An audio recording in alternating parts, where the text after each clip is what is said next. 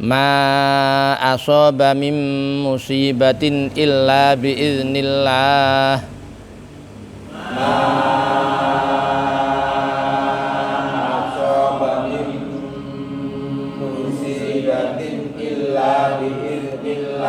Wa man yu'min billahi yahdi qalbah.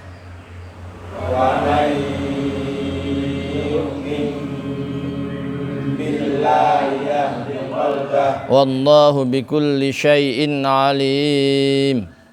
Wallahu bikulli syai'in alim. Wa ati'u Allah wa ati'ur rasul. Wa ati'u Allah wa ati'ur rasul. Fa in tawallaitum fa innama ala rasulinal balaghul mubin. Fa in tawallaitum fa innama ala rasulinal balaghul mubin. Allahu la ilaha illahu. Allahu la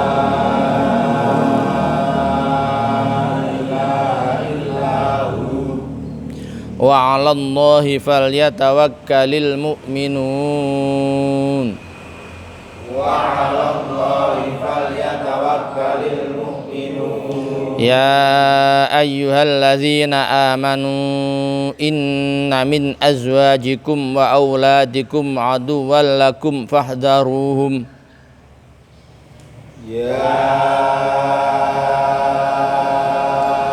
ayyuhalladzina amanu inna min azwajikum wa auladikum aduwwan lakum fahdharuhum. Wa in ta'fu wa tasfahu wa taghfiru fa innallaha ghafurur rahim. Wa in ta'fu wa tasfahu wa taghfiru fa innallaha ghafurur rahim. Innama amwalukum wa auladukum fitnah. Innama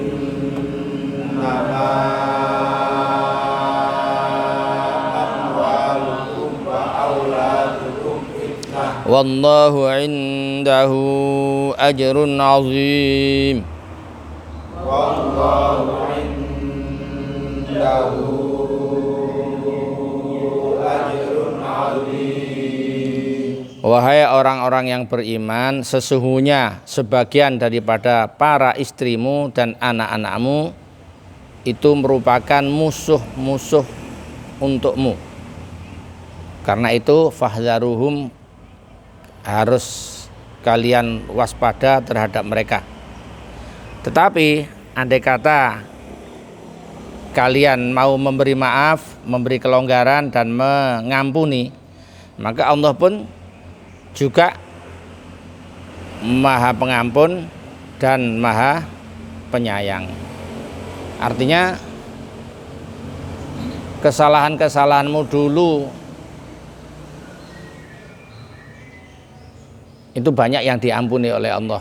Maka kesalahan anak dan istrimu sebaiknya kamu ampuni. Jangan terlalu nuntut berlebihan terhadap kesalahan anak dan istri.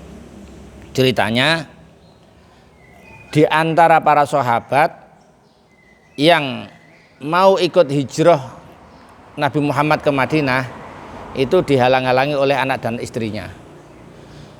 Aku sudah cukup sabar, bisa menerima, bisa menahan emosiku tentang keislamanmu. Kamu masuk Islam itu aku sudah nggak ganggu. Tapi yang aku nggak kuat ini, kamu meninggalkan aku menyusul Nabi Muhammad ke Madinah, ini yang aku nggak kuat, nggak betah. Kamu di sana jangan-jangan nikah lagi. Saya di sini siapa yang ngeloni? Ya, kan?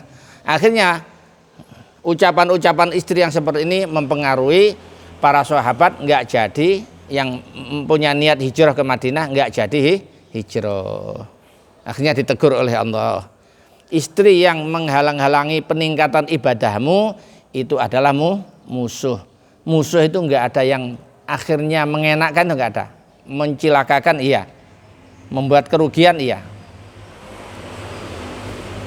Kalau di zaman sekarang enggak ada hijrah, tapi kalau ada orang mau amal, mau sumbangan ke masjid, ya, mau nyumbang ke masjid, ada penarik sumbangan, rencananya mau ngasih 1 juta, karena istrinya tahu, ditanya sama istrinya, Mas apa itu uang? Berapa 1 juta? Untuk apa? Ini ada orang minta sumbangan untuk masjid. Sini Mas, ini kompornya lagi rusak ini, ya. Beras belum beli, jangan 1 juta, 100 saja. Nah, ini kalau nggak waspada, istri yang seperti ini menggagalkan dapatnya pahala yang banyak. Karena ini istri bukan sekedar istri, ini musuh di dalam selimut. Ya. Belum lagi nanti sampean masih muda, kerjanya luar biasa sehingga cepat kaya. Ketika sampean mati, masih umur kira-kira 30 lah, nikah umur 25, kerja keras 5 tahun jadi orang yang kaya, umur 30 sampean mati. Istri sampean sementara masih umur 23 kan, nikahnya umur 18, 23, janda kembang, ya, janda sih ayu-ayu nih. Kemudian dia ketemu sama mantan pacarnya ketika SMA dulu, hubungan nikah, sampean di alam kubur. Ini bukan, kadang-kadang si istri ini bukan jadi penolong sampean, tapi justru jadi musuh sampean yang akan mencilakakan sampean di dalam alam kubur sampai ke akhirat, sampai ke neraka. Karena apa? Sampean ketika kaya belum melaksanakan zakat, sampean ketika kaya belum melaksanakan ibadah haji, harta sampean numpuk dikuasai oleh istri, istrinya nikah lagi dengan mantan pacarnya ketika SMA. Dan mantan pacar itu dulu saingan sampean di SMA. Telah nikah, zakat sampean yang belum dilaksanakan dulu enggak dikodoi, haji sampean juga enggak diamanati, dibuat nikah lagi dengan mantan pacarnya. Buat poya-poya, senang-senang sama suami yang kedua. Setiap suami mau kerja keras, dibilangin, Mas, untuk apa kamu kerja keras? Ini loh harta sekian banyaknya ini, ayo kita nikmati bersama. Suami saya yang pertama gara-gara kerja keras cepat mati. Saya enggak ingin sampean cepat mati. Karena apa? Karena saya nunggu sampean ini sudah lama sekali, mulai sejak di SMA. Nah, lah kenapa sampean kok enggak nunggu saya? Saya masih berusaha untuk bekerja. Kok sampean nikah sama suami yang cepat meninggal ini? Ya karena ini ketika ngerayu aku bawa menyan Jepang Al Enova, ya, bawa menyan Jepang Al Enova. Lah sampean dulu mendekati aku hanya bawa sepeda cetul. Jadi saya tertarik dengan ini karena hartanya. Ya, yang penting lah sekarang peninggalan suami yang meninggal ini bisa kita nikmati bersama. Sudah, sampean mau beli apa? Ini Hemaviton, ini vitamin, Imbus, ya, ini. Sudah, sampean nggak usah mikir yang lain-lain. Harta ini ayo kita nikmati bersama. Supaya apa?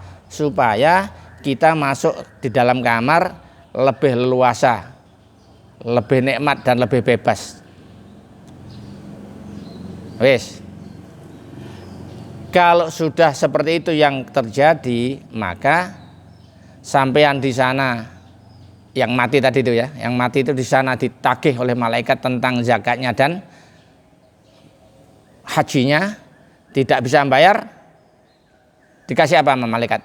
Jelas dipukul, ya, dipukul. Yang sementara harta sampean dinikmati oleh saingan sampean mantan pacarnya istri sampean yang sampean tinggal mati, istri sampean yang cantik jelas dikeloni sama saingan sampean dulu. Sampean sementara di sana ditagih urusan zakat dan ibadah haji, dipukuli sama malaikat, diajar sama malaikat. Yang sini enak-enak kelon. Aduh enake rondone saing aku. Hati-hati loh ini ya. Itulah namanya musuh. Hati-hati. Belum tentu istri itu akan menjadi jodoh sampai ke surga. Belum tentu. Di dalam Al-Quran sudah disebutkan di dalam ayat ini bahwa di antara istri dan anak kalian adalah musuh.